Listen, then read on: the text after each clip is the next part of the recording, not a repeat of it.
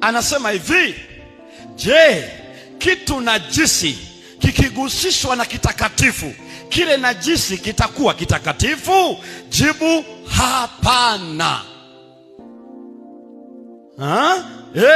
Swali la pili, je, kitu ambacho ni kitakatifu kikigusa kile ambacho sio kitakatifu kitakuwa najisi?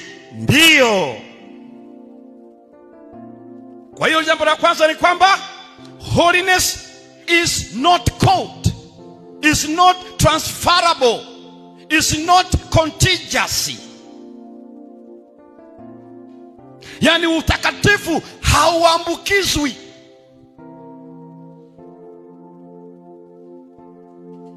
Huwezi kuambukiza utakatifu.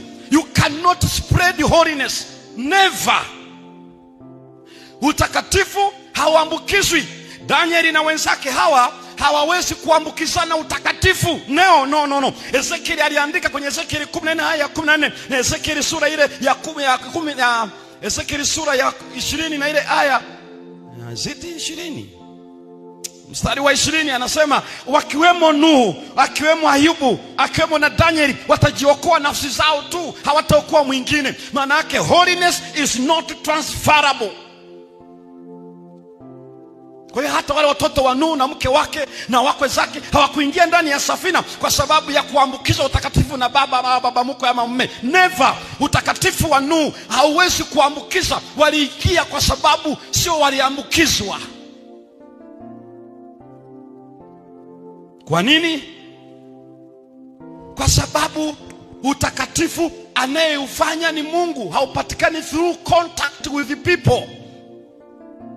Maana Warumi 10:10 inasema, maana kwa kuamini mtu hesabiwa haki, na kwa kukiri kwa kinywa chake upesa kuokolewa. Kwa hiyo kuna kitu ya mind and spiritual sense, halafu na ku testify, unazungumza Yesu ni Bwana. Hiyo ni decision making. Na kwa hiyo anaposema ninaamini, manake it's about changing, the change of the heart, metanoia, repentance.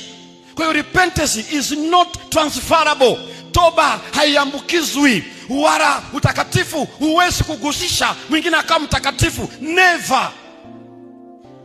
Ni kazi ya Mungu kutakasa kwa ridhaa ya mhusika anayepitia mchakato wa kuamini na kukiri, Bwana ni mwokozi wa maisha yangu, to stand alone, because holiness is not transferable.